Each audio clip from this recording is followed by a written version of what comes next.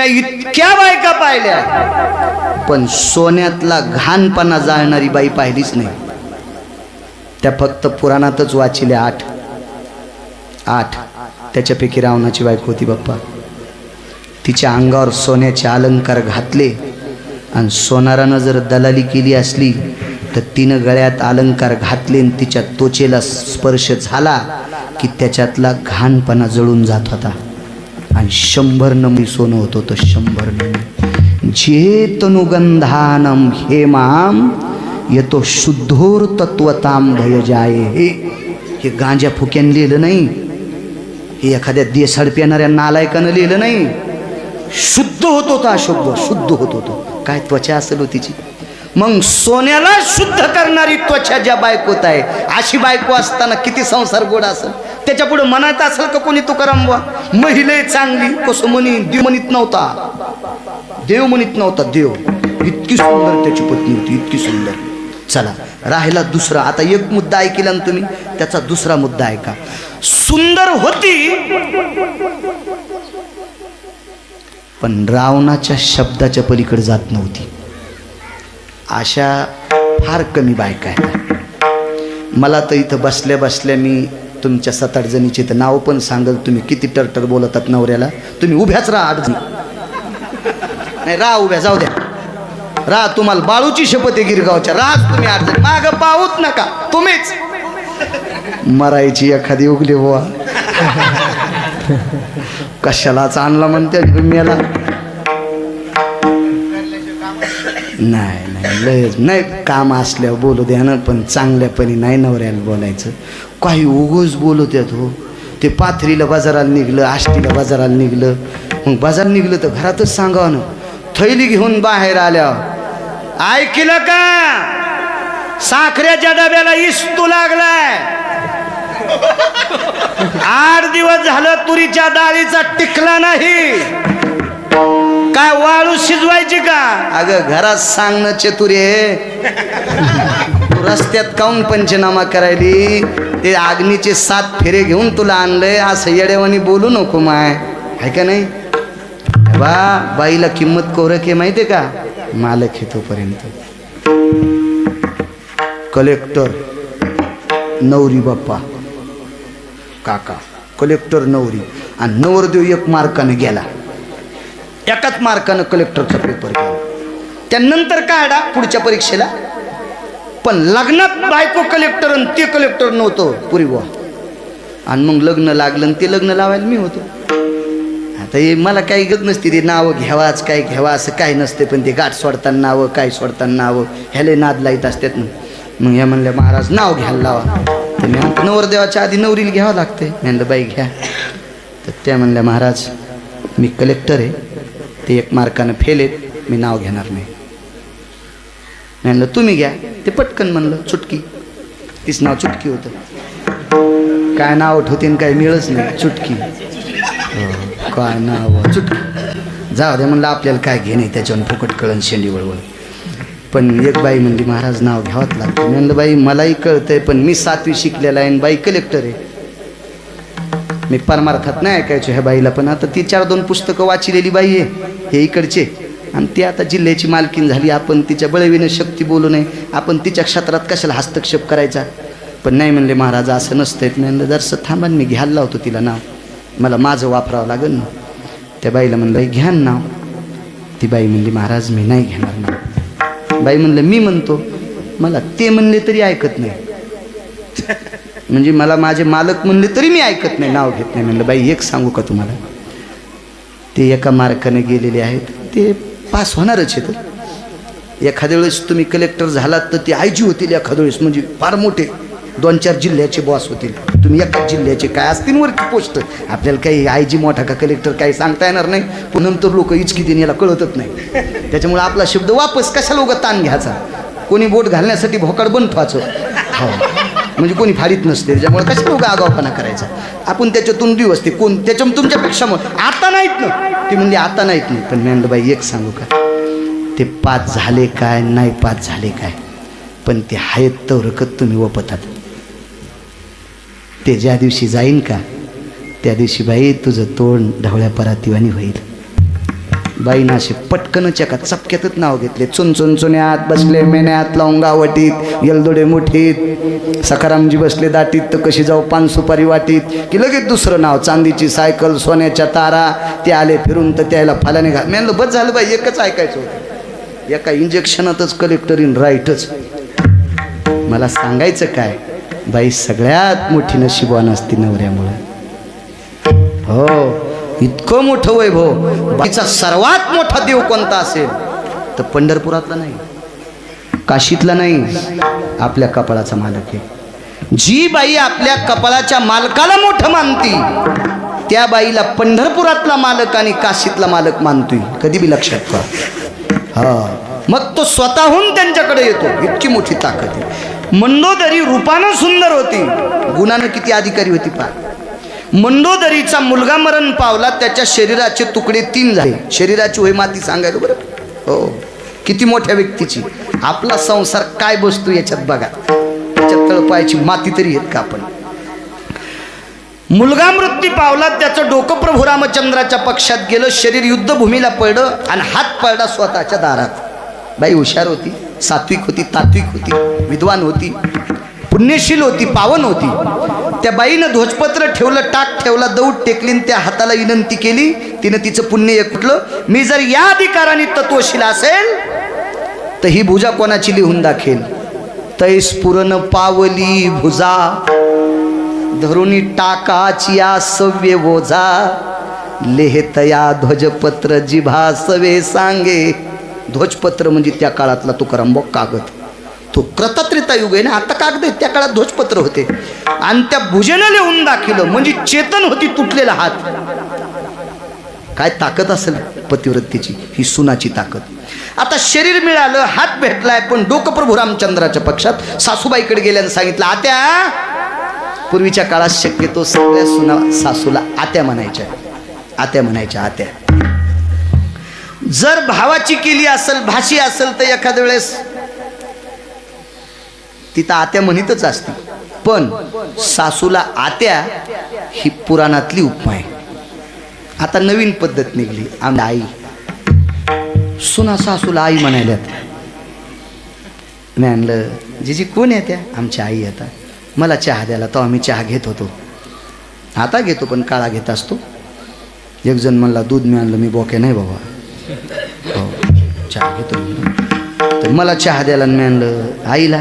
नाही, त्या सकाळी एकदाच घेत्या. म्हातारीचे होता असे लुसलुस करू लागले चहा प्यायला. सुनानं आई म्हणून सासू फुकली. हो, जित्तीत फुकली. कुऱ्हाड्यात टाकल्या तिच्या अंगावर, तोंडावर टाकल्या. आमच्या आई एकदाच घेत्यात सकाळी.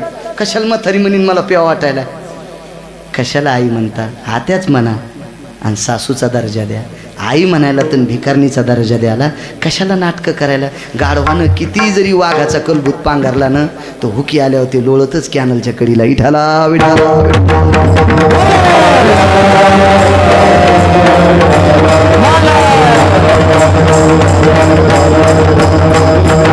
योग असा आला,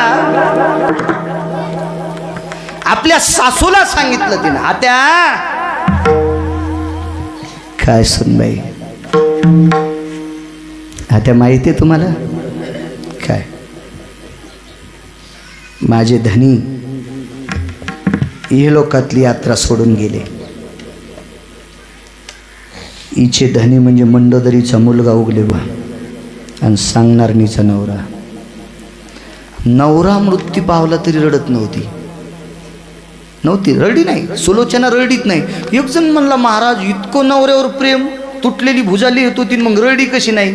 अरे मी म्हणलं, सुमळ्या, बायको नवऱ्याच्या नंतर कोणती रडत असती? सरपंच, जिला मागं राहायचंय ती रडती. हिला मागं थांबायचंच नव्हतं ना. नवरा जरी मेला तर नवऱ्यासोबत जळायचं ना तिला, त्याच्यामुळे तिला रडायचा काही प्रश्नच नव्हती ना. सती जायचं होतं, हाताची पद्धत बंद झाली. आता रडणं साहजिक आहे. पण ज्या ज्या बायका सती गेल्या त्या रडतच नव्हत्या. हो, वृषाली रडीत नाही, अद्याप नाही. कानावर वार्ता पडली. कर्णाची जी मानलेली आई होती का, तिच्या कानावर वार्ता, ती नदीवर धुणं धुत होती. धुणं धुता धुता कानावर वार्ता पडली, कर्ण गेला. या बाजूनं वार्ता ऐकली आणि इकडच्या बाजूनं पाण्यात शरीर टाकून दिलं. कोळ्याची बायको जाग्यावर मेली. जाग्यावर आपण सांभाळलेलं पोरगं मेलं. पण जिच्या सोबत लग्न केलं वृषलीच्या डोळ्यातून पाणी नाही. का नाही? तिला मालकासोबत शरीर जोहार करायचं. ह्याच्या लढण तिला काय करायचे? दुःखच नाही त्या गोष्टीचं. मालक चालले, उलट मालक जरी चुकीचा वागला तर पतिव्रते बायको असेल की त्याला सत्यवादाचं अधिष्ठान, सत्य तपाचं अधिष्ठान, तिथं ते अधिष्ठान मिळतं. इतकी ताकद असते बायकांची काही काही मोठी. आणि सांगितलं आत्या माझे पती गेलेत. रडू लागले. सुनीनं सासूचे डोळे पुसले आणि सांगितलं आत्या अंत्यविधी करायचा, शरीर सापडे, हात भुजा तुटून पडली होती सापडी, पण डोकं मात्र तिकडे. 3 गोष्टी सांगतो, एक सांगितली मग पूर्ण विराम करू. काय इच्छा आहे? काय नाही, प्रभू रामचंद्राच्या पक्षातून डोकं आणायचं. तर सासू काय म्हणली माहिती सुनाला? बाई जितकं दुःख तुला आहे का तितकं मी 9 महिने त्याला पोटात सांभाळलेले, मला पण दुःख आहे. पण मी माय जरी असले पण माझ्या नवऱ्यानं जर अधिकार दिला जाय म्हणले तिकडं तरच जाते, अन्यथा जाणार नाही. याला म्हणायचं बायको, याला म्हणायचं पत्नी. हो. बाईनं दिवाळीला जायच्या 10-15 दिवसांना अगोदर सहज मालकाला एखादीशी म्हणायचं, मालक मी यावर्षी दिवाळीला जाऊ का? त्यानं सांगितलं आपली तारांबळ आहे, खुरपणीचे खताचे याचे त्याचे कामं असते, जाऊ नको, संपला विषय. काही विचारायचा विषयच नाही. त्या खाल्ला काड्या पटीतला खत पेरून घ्या, मी दिवाळीहून येते. अगो बापरे, वा वा, काय झालबाई भेटली समजा, काय नशीब आहे. हो, एका बाईनं 37 वर्ष नवऱ्याला सोहळ्यात येऊ दिलं नाही महाराज. ती गेल्या वर्षी मेली. तिच्या 13वीला कीर्तन म्या घेतलेलं कॅन्सल केलं. मी आणलं हिनं 37 वर्ष नवऱ्याला सोहळ्याला येऊ दिलं नाही. हिच्या 13वीला कीर्तन बाळ्या तू ही मरण बायको. हो, म्या म्हणलं नाही हो, मी नाही. हो, पत्रिका छापायच्या आधीच सांगितलं. मी म्हणलं मी येत नाही. हो, म्या म्हणलं ते तुम्हाला माहीत नाही महाराज, त्याला शेतीतलं लय जमत आहे. अरे मी म्हणलं एखाद्या बार इकडे बी जमू दे ना, तुला अर्ध येत आहे ना.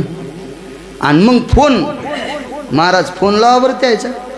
होय, ते खाल्लाकड्या पटीत बोंड लागलेत, वाननेरं गिन्नेरं काय पाहिलेत का? आताच तिथं बोंड लागत, मी बी म्हणायला लागलो.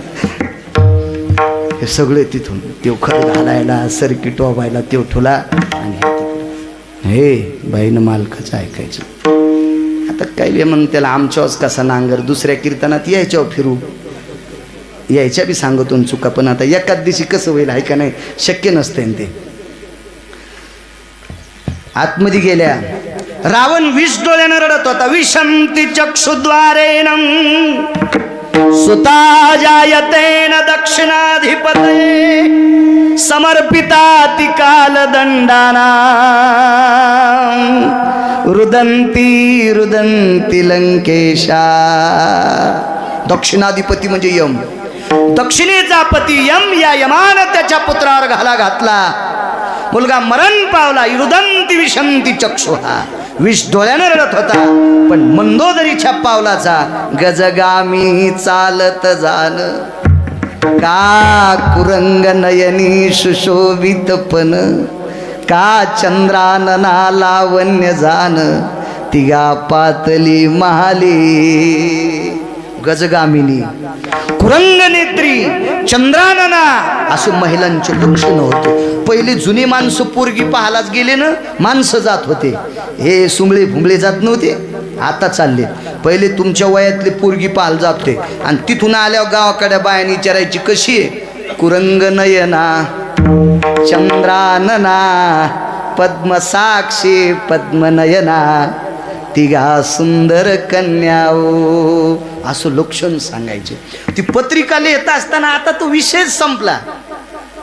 70 वर्षापूर्वी 72-73 वर्षापूर्वी पत्रिका लिहित असताना फार विशिष्ट लिहायचे आपल्या मराठवाड्यात. शुभे परगणे कुला कुला वसंत कुलभयो सुकन्यास्तत प्रसवयाम ज्येष्ठां सुकन्यां सुलोचना तत्राय भरदायिनी रमाश्रितं पयो परानां राजा श्रीराजमंडितं कुलवर्यं कुलभूषणा तत्रांशुपुत्रो रमाकांत भयो तत्राय बुजुर्गो यतं रामेश्वर शर्मण्यो तत्राहा विभूषितं भानुदास शर्मण्य. अशी पत्रिका लिहित होती. 72 वर्षापूर्वीची पत्रिका आता चांगल्या अभ्यासकाच्या पुढे टाकल्या त्याचं धुपन निघन, धुपन कानातून धुपन, इतकी शुद्ध पत्रिका लिहायला जायची. आता अशी त्यांची ज्येष्ठ कन्या, कनिष्ठ कन्या, कोणती कन्या, इतकं बॅनर गोड छापलंय तरी बी खालच्या नावात चूक केली. विठाला विठाला.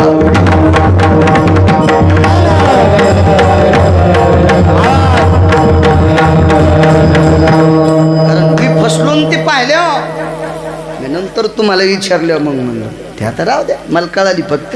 विठाला विठाला.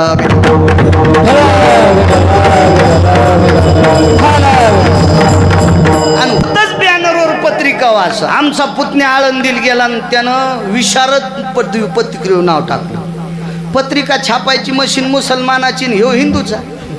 ते म्हणला मी विशारद झालो. मी म्हणलं मन भजन. 2-3 वघारी, 5-7 गायीन, 2-3 वघार होते भावताल बांधलेले साखळ्यानं. त्यानं भजन म्हणलं एका नाही साखळी नाही सोडली, साखळ्या सगट पळून गेले ते. मी म्हणलं तुला इशारत कोण केले पहिलं त्याला हाणतो. अशी लोक असं असे पदवी लावायचे आहे का. विडाला विडाला.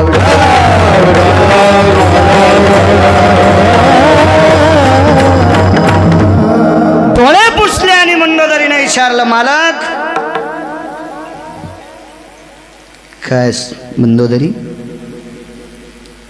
मंदोदरी किंवा मंदोदरी गोड नाव आहे. काय मंडोदरी, अरे कुठून आणलीस मंडोदरी तो असं नसते. मंदोदरी. नर्मदा, नर्मदा, नर्मदा परिक्रमा करून आलो. अरे बदा बदा कुठं आणायला येड्या रूमने. नर्मदा नाव फार सुंदर. काही म्हणते बाप आपले लोक. आखाड, आषाढ म्हणावा. हो. मिरुग लागला, अरे मरग लागला म्हण. आरदाडा, अरे आर्द्रा म्हणणं. पुखर, अरे पुष्य म्हण. काय शास्त्र गोड मिळच नाही. ईशा मैतर, विश्वामित्र म्हणतच नाही. ईशा मैतर, अरे कोणाचा मैतर सुंबळ्या. दम नाही कीर्तनायला, भागवतायला, रामायणाला. निब्बर रुमण्यानं याला कमरापासून तर गुडघ्या लोक मागचा हाणायला पाहिजे. विठाला विठाला विठाला विठाला.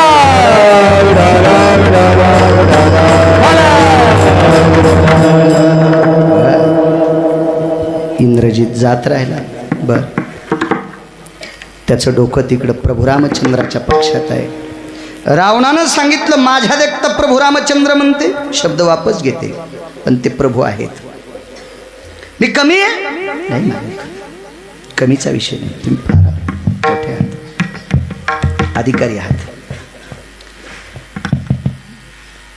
ठीक आहे, शब्द वापस घेते पण मी इंद्रजिताचं शिर आणायला जाऊ का. रावणानं सांगितलं मंदोदरी सीता आपल्या ताब्यात आहे आणि तू जर मुलाचं डोकं आणायला गेलीस तर राम तुला ठेवून घेईल, तू जाऊ नकोस. तर मंदोदरीने एकच शब्द वापरला, प्राणनाथा. तुम्ही जाऊ नका म्हटल्याच्या नंतर ही स्वर्गातली दोरी तुटली, त्याबद्दल दुमत नाही.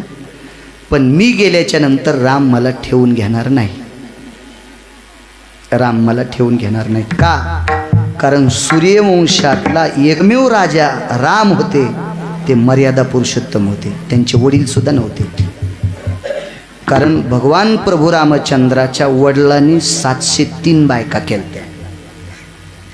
703. सूर्यवंशातली बरीच लोक राजे, जास्त बायका होते. तसं तर आपल्या पवित्र देशात सगळ्यात जास्त लग्न केले चित्रकेतून, 1 कोटी. तितके देवानं पण नाही केले. कोटी भाया चित्रकेतू, अष्टादश शते गोपीचंदा,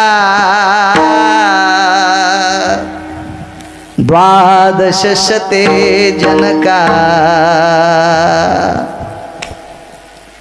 80 सहस्र लंकेशा,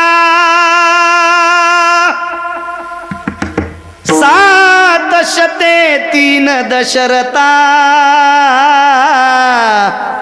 चार चार दोन दोन करणारांची काय सांगायची कथा. 80,000 रावणाला 703 बायका. साध्वी सद्विद्या अविद्या त्रिकामिनी, ह्या गाजरा जयाच्या स्नुषाजनी. अजराजा अजपाल यांच्या सुना होत्या, म्हणजे दशरथ राजाच्या पत्न्या. साध्वी सद्विद्या आणि अविद्या. कौशल्या सुमित्रा आणि अविद्या ही दिसायला सुंदर होती, जरा शहाणी होती ती. सुंदरपणाचा अभिमान मनी, इथं कैकेयीचा अभिमान उद्भवला. दाखविला अष्टादश संतांपैकी शहाणी होती. साध्वी आणि सद्विद्या दोन. दशरथ राजाचा जीवनातला संसार सगळ्यात मोठा जर मातीत घातला असेल तर ह्या शनाबाईनं घातला. जाऊ दे, आपल्याला त्याच्यावर आपण रावण बघायलो. ठीक आहे म्हणे, मर्यादा पुरुषोत्तम राम आहेत ते मला नाही ठेवणार, फक्त जाऊ नका सांगितलं. किती बायको ऐकिण्यातली सांगा बरं. मुलगा मरण पावलाय, डोकं आणायचं आणि नवरा नाही म्हणलं, बाई ऐकू ती का? नाहीच गेली म्हणलं तरी. 2 गोष्टी ऐकल्या, रूपानं सुंदर आहे आणि मानी भ्रताराची बोली आणि धन्य जगिती माऊली. मालकाचा पुरावा आहे, म्हणजे मालकाच्या शब्दाच्या पलीकडात नव्हती नवऱ्याच्या. 2 गोष्टी. तिसरी गोष्ट आहे काय, रूपवान आहे, शब्दाच्या ताब्यात आहे आणि गुणवान आहे. गुणवान कोणाला म्हणत नसते का? हा, गुणवान म्हणजे हुशार. आपल्या हुशार कशा माहित आहेत का बाई? काय वापसा चांगली आहे. कापूस असा डोसक्याला गेलाय, तुम्ही का दिसत आहात का? काय होतात? घेतलं माया संग खुरपत काय होतंय? अशा हुशार. मी 2 तास घेते, तुम्ही 1 तास घ्या. इतकी हुशार आणि ती की इतकी हुशार. लावलंच त्याला खुरपायला. एका दिवशी अशी पौर्णिमेचा दिवस होता, म्हणलं काय चांदणं पड रे, सुईत दोरा वावा, सुईतलं नोक दिसल इतकं चांदणं. ते म्हणले आपल्या मागचा कापूस याचायचा का दुसऱ्याचा? अशा हुशार, काही बी काही अशा नाना प्रकारचा हुशारपणा. बाई किती हुशार सांगू तुम्हाला. एक बाई म्हणली, महाराज तुम्हाला काय सांगायचं, कसंच त्याचा आमच्या घरच्याचा शब्द गावातले माणसं मोडीतच नाही. हो काय सांगायचं महाराज, असलं वैभव आमच्या घरच्याचं, काही करू द्या लोक त्यालाच विचारित येतं. लयच त्याचा स्वभाव आणि त्याचं काय वैभव, काय त्याचा हुशारपणा. म्हणलं बाई परिस्थिती काय नाही, लग्न झालं तेव्हा 90 एकर जमीन होती, आता अख्तरबाईच्या कोंबड्या सांभाळीत ते. तरी बाई म्हणली कायच वैभव त्याचं. हो, तरी त्याला जागो करीत नाही. ह्या आपल्या मंडोदाऱ्या, मंदोदरी नाहीत आपल्या, ह्या मंडोदाऱ्या. किती हुशार बाई. तिसरा मुद्दा सांगतोय, मालकाला उद्या संकट येणार आहे, ती मध्यरात्री सांगत होती. निशी प्रवृत्तली द्विमात्र कळे, तै निद्रेचे लागती सोहळे, तै स्वप्न निद्राचा पाबळे, तै हिता आहित तिशिकळे, ते त्रिपुरा माझी जागृत हुरे, सांगे भ्रताराशी. पहिली मुद्रा म्हणजे 4 प्रहराची रात्र, 4 प्रहराचा दिवस असतो. पहिले 2 प्रहार गेले की गाढ निद्रा लागत असते आणि या गाढ निद्रेमध्ये स्वप्न पडत असतं. आणि त्या स्वप्नात तुकाराम बुवा आपल्या नवऱ्याचं उद्या चांगलं होणार आहे का वाईट होणार आहे तिला स्वप्नात कळत होतं. आणि 3रा प्रहर सुरू झाला की तिला जाग येत होती आणि अथर्वणावर सांगायची, मंदोदरी बोले मंदोदरी बोले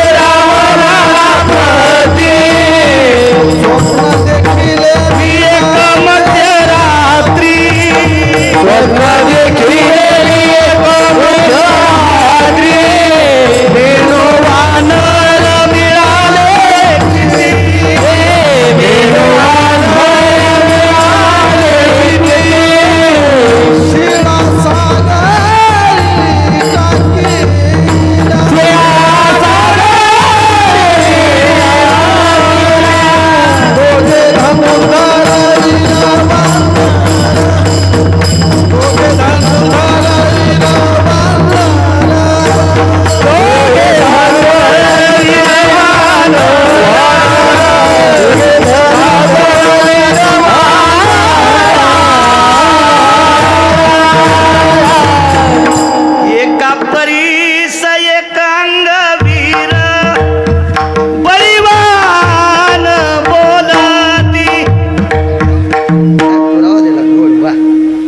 वैकुंठवासी नथुराम बाबा केळकर म्हणायचे असा पुरावा द्यायला की कोटीची नोट.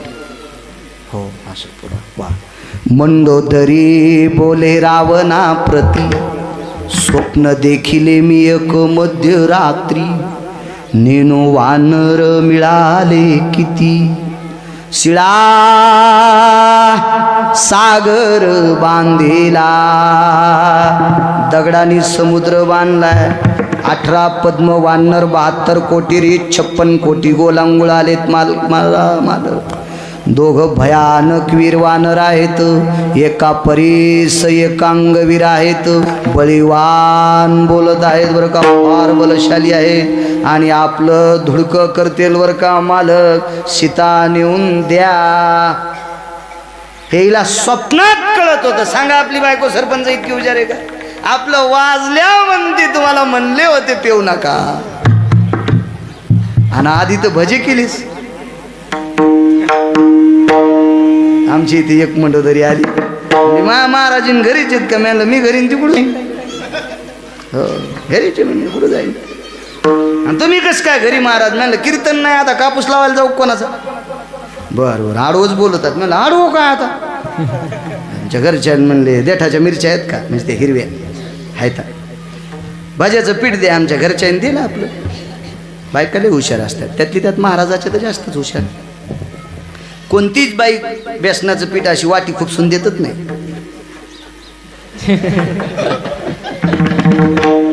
असा जवळ हात धरल्यावर मठ बसत आहे अशी वरी, जरसं सांडू देईन पण पुढचीला आगाव जाऊ देत नाही. अशा संसार बारक्या करवताना कापी दोऱ्या ना.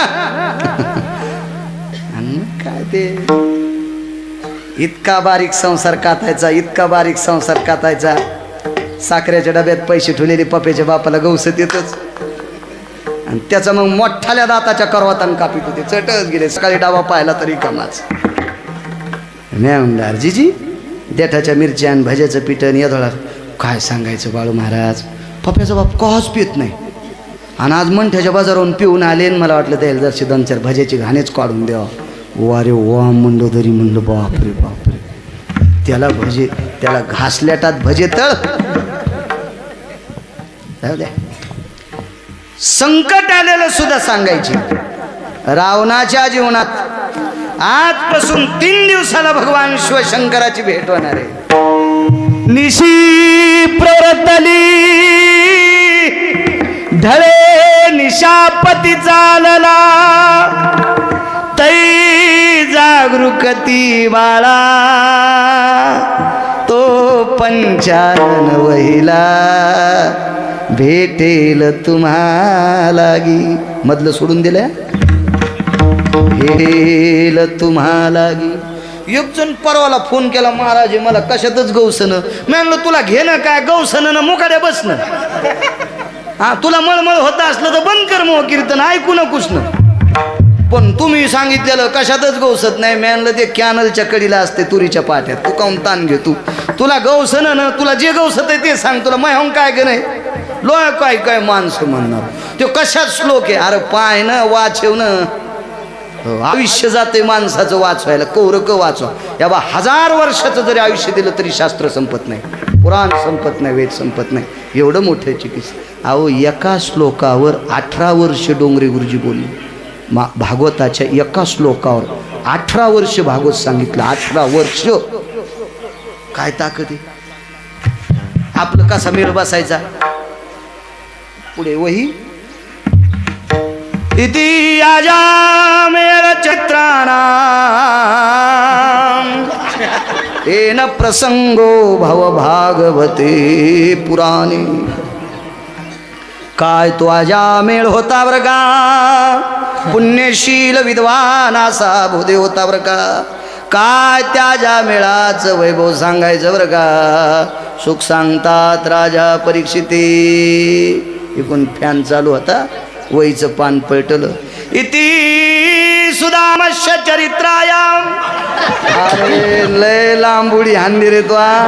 जालनं सोडून दिलंस लगेच नगरला बस स्टँड बसलो. तारकपूर विठाला विठाला.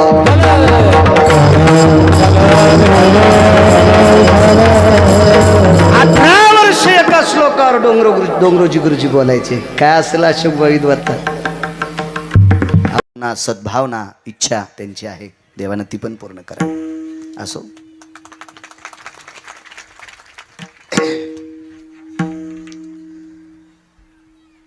ब्रह्मदेवानं तो चेहरा पाहिला.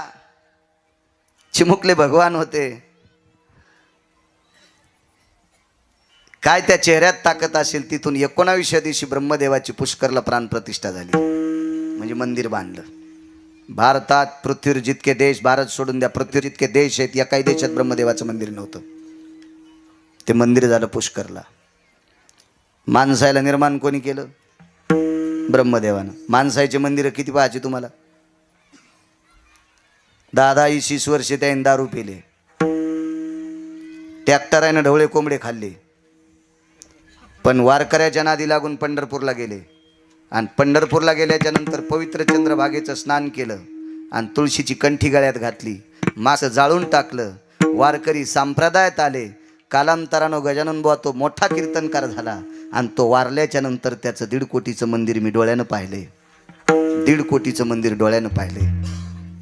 ब्रह्मदेवाला असं जळजळ होत नसल, याला जन्माला मी घातलंय, यानं टँकरनं दारू पिली, खाऊन ते खाल्लंय, आणि नंतर संप्रदायात आला तरी लोक त्याची पुण्यतिथी करायलेत, आणि मी याला जन्माला घातले, महमंदिर नाही. नारद म्हणले, लय आपटू घेऊ नका ना, तुम्ही 6 चुका केल्या ना,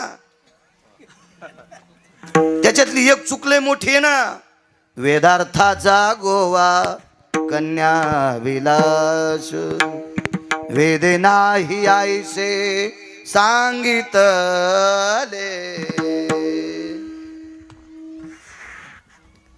त्या 6 पैकी एक, अजून 3.5 मुख्य चुका येतात, उपचुका 14 येतात. कसं मंदिर होईल तुमचं? करायचं असेल तर एकदा गोविंद बघायला जा. आणि म्हणून तनतन करीत ब्रह्मदेव वृंदावनाच्या ठिकाणी गेले, आणि वृंदावनाच्या ठिकाणी जगाचा मालक थांबलेला आहे. प्रसन्नपणाने पाहिला. 19व्या दिवशी मंदिर पुष्कर नावाच्या तीर्थावर झालं. पुष्कर नावाच्या तीर्थावर, याच तीर्थावर पंढरपुरातल्या मालकानं अर्जुनाला खोटा संन्यासी केलतं. त्वा संन्यासी हो निजनी, चोरून नेली माझी भगिनी. आळंदीतल्या मालकांचं वाक्य आहे, माझ्या आळंदीतल्या मालकांचं वाक्य. तिथं भव्य कपडे घातले त्याला. सुभद्रेचं लग्न मग नंतर झालं. काय पुष्कर तीर्थाचं अधिष्ठान. म्हणून जीवनात पुष्कर तीर्थ पण बघायला जात जा. गरीब बाई म्हणली, महाराज आमची ती ताकद नाही, माय तू पंढरपूरला जाय. सकळ तीर्थे घडती एक वेळा, चंद्रभागा डोळा देखलिया.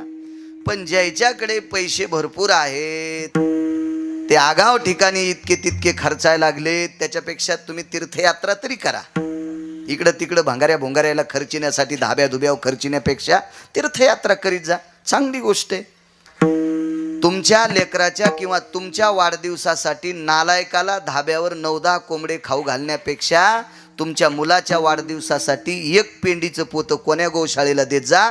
तुमचा मुलगा विद्वान होईल आणि तुम्हाला मोठं करील, तो तुम्हाला सांभाळील. घेत जाणे वाटून. भांगाऱ्या भोंगाऱ्याला जेव घातल्या, पप्प्याच्या वाढदिवसासाठी मित्र जेव घातले, अरे ते बोकांडीव दगड टाकतील तुया इथं. उत्सव पाहण्यासाठी कैलासाचे मालक भगवान शिवजी गेले. शिवजी समोर आल्या, प्रमूर्तीतनं बाहेर आले. ब्रह्मदेव शिवजीच्या चरणावर डोकं ठेवलं. शिवजीला भुजा किती होत्या सांगता येईल? किती हात होते शंकराला सांगता येतील?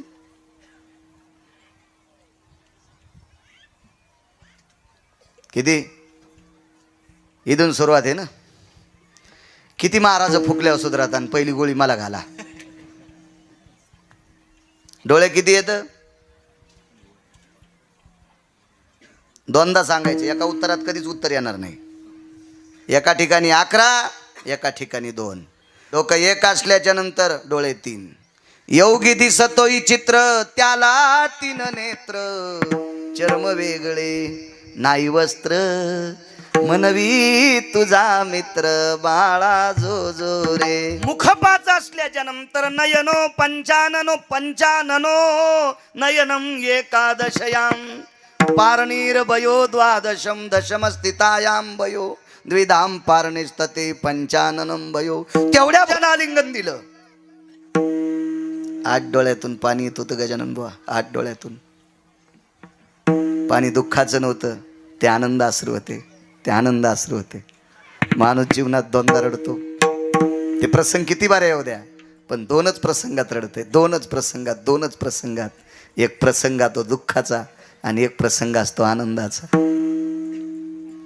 गुरुजींनी शाळा लई चांगली केली, जिल्हा परिषदची पण छान केली. मला काल एक उत्सव झाला. एका मी अभ्यासिकेच्या उद्घाटनेला आलतो.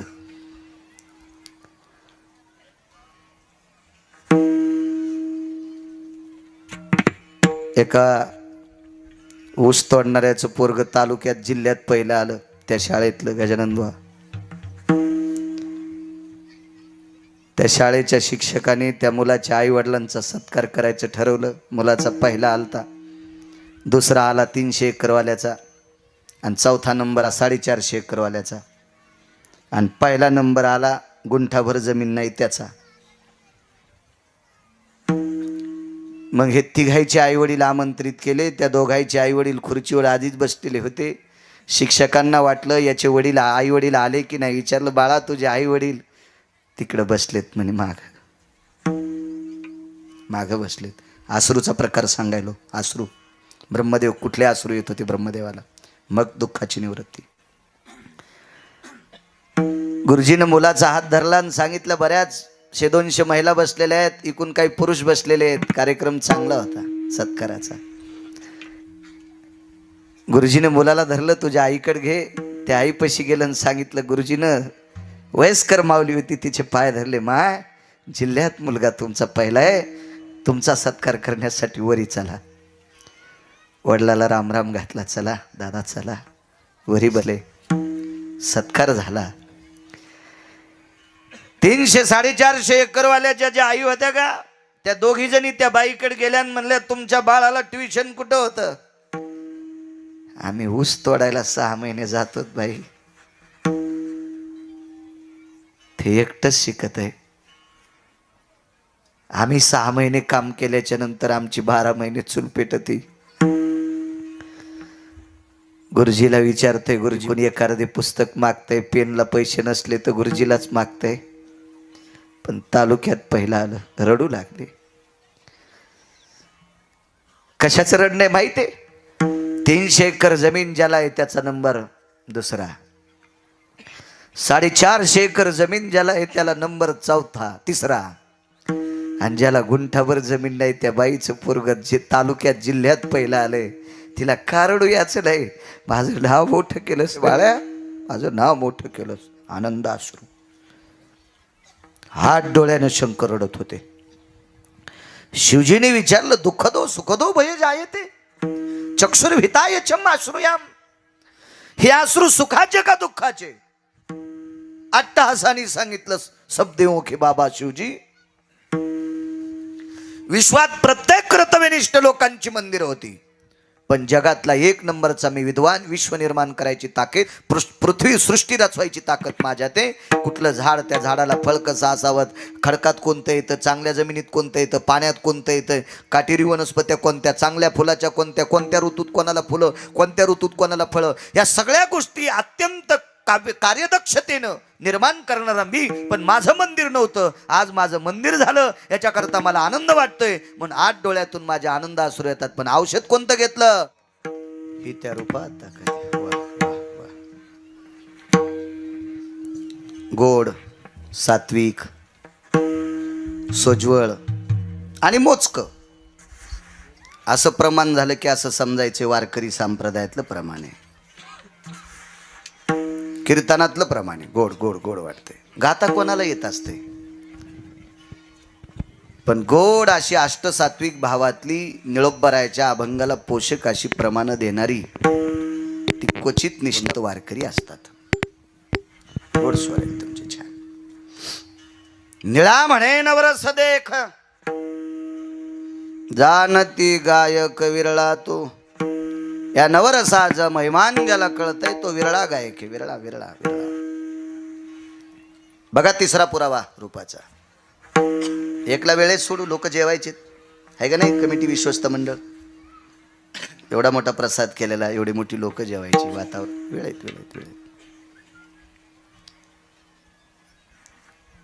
माझ्या चोखोबरायला मुलगा झाला, कोणालाही पोरं होते. बऱ्याच जणांचे पोर आहे ना माय बापायला आपटीले.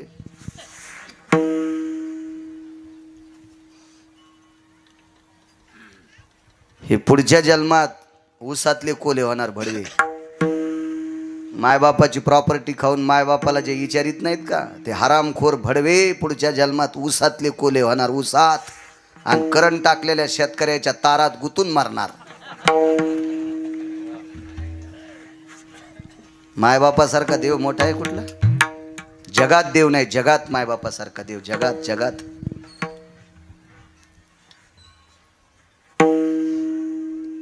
आमच्या गिरगावातल्या एखादा व्यक्ती जर तुम्हाला कधी नात्यानं कुठं सापडला तर त्याला तुम्ही इतकं विचारायचं, माझे वडीलला गेले, माझी आई आहे, मी जर आईची सेवा करीत नसेल तर तुम्ही जर कीर्तन घेत असाल तर तुमच्यासारखे पापी जगात कोणीच नाहीत. तुम्हाला कळालं गिरगावकर आईला सांभाळीत नाही, आणि तरी तुम्ही त्याचं कीर्तन घेऊन जर पाकिट देत असाल तर तुमच्या घराला सुद्धा कुपाटी लागणार. भान ठेवा. आई वडिलाची सेवा करणारा तो खरा वारकरी आहे. कारण माझे देहूतले पाया पडतात, नमो तया माता पित्याचे पालन, नमो त्या वचन सत्यवदे. भास्करराव 18चे 18 संत आई वडिलांची सेवा करणाऱ्या पोराच्या पाया पडतात, त्याची जात पण विचारित नाहीत. वाक्य पहिलं सांगितलंय, नमो तया, त्याच्या माता पित्याचे पालन. तुकोबाराय म्हणतात, मी त्याला नमस्कार करतोय जो मायबापाच्या पाया पडतो, मायबापाची सेवा करतो, त्याला किंमत आहे सगळ्यात मोठी ताकद आहे. सात्विक मुलगा झाला, कोण्याही मुलाला सात्विक म्हणायचं नाही. आमच्या मित्राला पोरग झालं, झाल्या त्यानं शिष्टनीची अंगठी चोरली.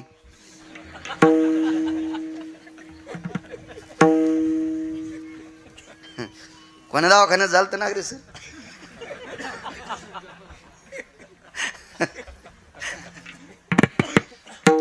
मी भेटायला गेलो आणि त्या सिस्टरनीनं मी विचारलं, म्हणलं बाई ते अमक्या बाई हे 4 नंबर होते बाई. मला असं झटकीलच, मला वाटलं हिला धोत्रावाल्याची ॲलर्जी आहे का काय माहिती. हे तिकडे जा. आणि मी वापस आलो तर तिच्या मोबाईलमध्ये मी सांगतो ते कीर्तन चालू होतं. म्हणलं बाई हे आवाज कोणाचा आहे? गिरगावकर महाराज आहेत ते, तुम्ही जा तिकडं. आवाज कोणाचा आहे? आताच थोडी शांत झाले, ऐकू द्या कीर्तन त्यांचं. म्हणलं बाई हे मीच आहे ना. हो, तुम्ही असतात कुठं? ते कसे बोलत आहेत. आणि म्हणलं मी कसा, आता मी कोणी बोलायलो.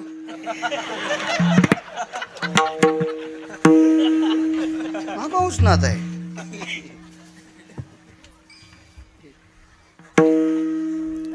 मी आधार कार्ड त्याला सुजाला सांगितलं, बॅग आण रे, ते आधार कार्ड दाखिलं म्हणून. बाई तुम्हीच आहेत का? पाय पडी, ती सँडल नव्हती काढी, आणि मला 20 रुपये दिले. वळे सरकार 20 रुपये खरे दिले. मी म्हणलं बाई बरं जाऊ द्या, 20 रुपयाचं काय करायचं तुम्ही आता, मला लय लोक देते तर नाही, पण राहू द्या बापा तितकंच, राहू द्या तेवढे आमच्या गरीबाची राहू द्या. म्हणलं बाई मग मला आधी कसं काय दटिलं? अहो तुम्ही त्या बाईचं नाव घेतलं, तिचं बाळणपण केलं, काल सकाळी तर मी अंगठी हरपली. म्हणलं बाई मला लय लोक भागवतात सोनं देते तर मी एखादी तुम्हाला देऊ का बहीण म्हणून? नग महाराज तुमची नाही पचायची.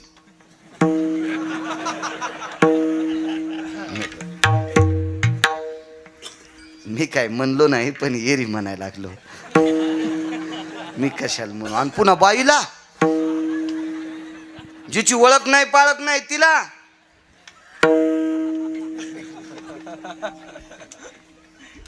हो, आधीच तर एकदा गाडी गेली ती ट्रॅक्टर खाली, मग तो पुला खाली जाईल. हा नको.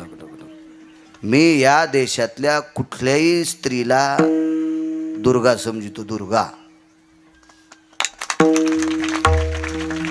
फक्त एक बाई सोडून. जिच्या माझ्या आणि तिच्या मधातला अंतरपट सुटला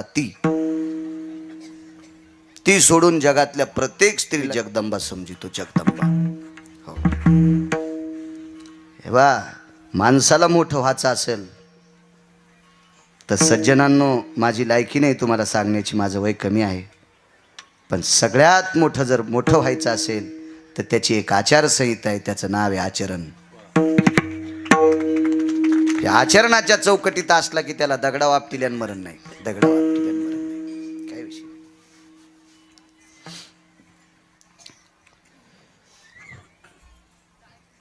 मधन गेलो म्यानला, अरे दाश्या, ए दाश्या. आमच्या इथला सकता त्या दाश्या होता. ते मी सोबत शाळेत होतो. त्याला पोरग झालं, भेटायला गेलो दवाखान्यात. म्हणलं दाश्या पोरग दाखव ना. पाहिलं बाबा तुम्ही. बारीकशी कागदाची नोट हातात दिली. मला दुसऱ्यानं पाय पडून दिलेली होती. पन्हाळ वाट आलं, मोरी वाट गेलं. नाही काय कापूस पापूस शिकून होती दिली त्याला. असेच लोकांनी पाया पडेल दिली. म्हणलं दाखव बाबा. ते म्हणले जाऊ द्या महाराज, आता बाळात भरले. होती त्याची सासू तिथंच होती. ते बाळा त्यानं पुन्हा दुसरं बाळात बदललं. मी म्हणलं तुमच्याजवळच राहू द्या, फक्त मला त्याच्या मुठी पाहायच्यात. तर ते म्हणला, हे महाराजाला रेषा कळत्यात. बस करावं त्याला हे सुचलं. बळे सरकार आकाशाच्या मातीच्या रेषा कळत्यात मला. आता लहान लेकराच्या मुठी वळलेल्या. हे झाल्या हिनं त्याला असं जरासं धुतलं घेतलं. त्याच्या हात गीत धुतले तितक्यात त्या पाण्यानं, आणि त्याच्या अंगावरच्या पाण्यानं ती अंगठी सटकलीन त्याच्या मुठीत. त्याचं मुठ उकलल्यावर सिस्टरनीची अंगठी गवसली. मी म्हणलं दाश्या, झाल्याच तू या पोरानं सिस्टरनीची अंगुरली. याला जर जिल्हा परिषद सदस्य केलं तर हे शाळा इकी तरी.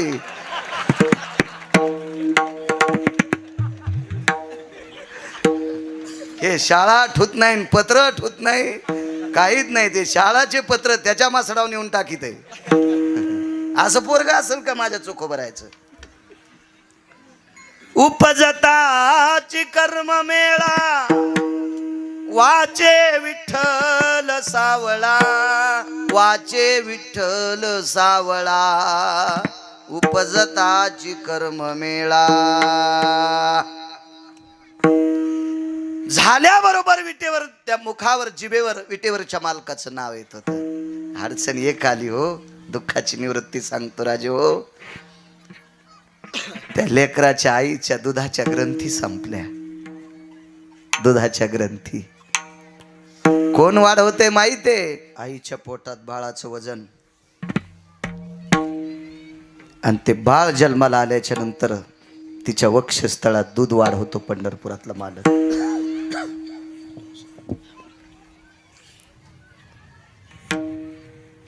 वाक्य ऐकता माय किती मोठी असते.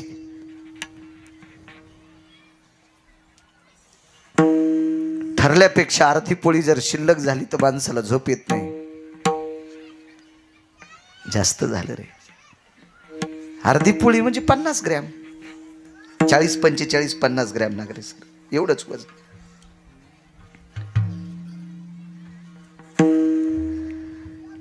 तुम्हाला आणि आईला पोट सारखं दिले, बापाला आणि आईला पोट सारखं दिले. पण त्या आईच्या पोटात चिंचेच्या पाना इतकी एक पोकळी आहे. चिंचेचं पान असतं का गजानन बुवा? ते बी गजानन बुवा, तुम्ही गजानन बुवा. चिंचेचं पान माहित आहे ना? चिंचेचं त्या पाना एवढी पोकळी असती. आणि त्या पानाच्या पोकळीवर तिळाचा 8वा भाग. तिळ 8, एका तिळाचे 8 तुकडे करायचे. त्याचा 8वा भाग तितका सूक्ष्म, तितका बारीक गर्भ त्या चिंचेच्या पाना इतक्या पोकळीवर तयार होतो. आणि कालांतरानं 3.5, 3.25, 3.25, 2.5 किलोचा गर्भाचा गोळा त्या चिंचेच्या पानाची व्याप्ती तितकी मोठी करते. 9 महिने 10 दिवस ती त्याच्यासाठी खाते. रुधिराम सर्वती प्राणायाम बाल्यात गर्भास्त तेवच. अश्विनी कुमार सांगतात. आजाराची देवता अश्विनी कुमार. अश्विनी कुमार नमूद करतात, तिच्या कंठनाळेपासून, तिच्या श्वासापासून, तिच्या अन्ननलिकेपासून एक सुंदरशी पाईपलाईन आहे, सूक्ष्म. आणि ती पाईपलाईन त्याच्या बेंबीला जुटलेली आहे. आणि त्या बेंबीतनं आपल्या बालकाला सगळं पुरवते, सगळं पुरवते. 50 ग्रॅम जेवण शिल्लक झाल्याच्या नंतर माणसं न चालणारी पण म्हणतात आपण शतपावली करू, जरा हे जिरू. आणि ते 50 ग्राम जिरील्यावर झोपते. 3.5 किलोचा गर्भ पोटात, वर असती 9 छटाकाची, वर वर त्याला खोळ म्हणतात, खोळ 9 छटाकाची असती. कुर्मयाम जठरा तृप्तो भयवासा तिजा येते हे. जगभर पाणी ते घाणेरड. इतकं वज पोटात सांभाळलंय, इतकं वज. आणि त्या माईला जर मुलगा नीट बोलत नसेल तर देवाला सुद्धा कळत नसेल या भडव्याला कोण्या नरक टाकावं. देवाला पण कळत नसेल. या बा बाळाचा जन्म, मला वाटतंय सरळ डिलिव्हरी होणं तिला नॉर्मल म्हणतात ना. नॉर्मल डिलिव्हरी होत असताना गायनिक एखादा डॉक्टर व्हा, प्रसूती तज्ञ व्हा, प्रसूती तज्ञ स्त्री व्हा, तेव्हा कळन त्या आईला वेदना किती येतात. आणि शिजर जर केला असेल ना तर अंजली मॅडम कोणी एक शिडी घ्या, अंजली उशे यांच्या कोणी एक शिडी घ्या. शिजर करताना किती त्या माईचं हृदय कापावं लागते. आणि मग त्या बाळाला सुखरूप काढते. त्या बाळाने एक करावा जिच्यासाठी तिचं बंद पोट कापलंय, आपण तिला का सांभाळू नये. मी याच्याकरता सांगतोय, चोखोबराच्या मुलाचं सांगत होतं. जोपर्यंत जगाचा मालक आंघोळ घालायला होता तोपर्यंत ग्रंथी दुधाच्या होत्या, दूध होतं वक्षस्थळात गजानन बाबा. पण 28व्या दिवशी जगाचा मालक विटेवर निघून गेला, वक्षस्थळातली व्याधी जागरूक झाली, दुधाच्या ग्रंथी संपल्या, मुलगा रडू लागला. काय देता येईल त्याला. आई बालक बाहेरून आले. धनी बाळ वाचत नाही का ग? का वाचत नाही? आपण मागितलंय त्याला. आपण भजन निष्काम केलंय, सकाम नाही केलं. ते का तुमच्या माझ्यासारखी होते का चोखोबर आहे. भाशीला पोरग हो म्हणून सटवायला मेंढी कापली. मला वाटतंय नामनिष्ठ भगवान बाबांनी इथलं ते बंद करून टाकले ना. वा. वाघरोळ ग्रामस्थांना तुमच्या पायात बुट जरी घातलेले असले तरी गिरगावकराचा साष्टांग प्रणिपात. तुम्ही इथली भगवान बाबांचं ऐकून हिंसा बंद केली. आणि नंदापूर तिथेही जगदंबेचं मंदिर ना, ती पण बंद केली. नंदापूरच्या ग्रामस्थांना सुद्धा गिरगावकराचा कपाळ फुटेपर्यंत प्रणाम. नका नका अनिष्ट नका राबू. हे बा, तुम्हाला तुमच्या जिभेचे चोचले पूर्ण करायचे ना तर देवाला मदत घ्यायचं नाही. देवाला मदत घ्यायचं नाही. देवाला मदत घ्यायचं नाही. भाशीला पोरग हो म्हणून मसुबाला बोकड्या कापला. त्या भाशीचा आजा कापावा मसुबाला आडवा, असा बेंबीपासून कापायचा. हो, बेंबीपासून खाली माणसायला खाला द्यायचा शिजून, आणि बेंबीपासून वरून ज्याला माळी नाहीत त्या बायाला द्यायचा. हिच्या भाषे बेंबीपासून खाली माणसायला खाला द्यायचा शिजून, आणि बेंबीपासून वरून ज्याला माळी नाहीत त्या बायाला द्यायचा. हिच्या भाषेला एकदाच 35 पोरं होतील. मसुबाला बोकड्या कापायली. वाघ काप न वाघ वाघ. हा, चित्रात पाहिला तर झिंजाईच किसीन. आणि त्या गरीब शेळीचं पोरग आणि बोकड्या. बोकड्या किती बी नाकली असतो सांगू तुम्हाला. जाऊ द्या आता. तिला तात्यांच्या कीर्तनात ऐकलं. नको, जाऊ दे नको.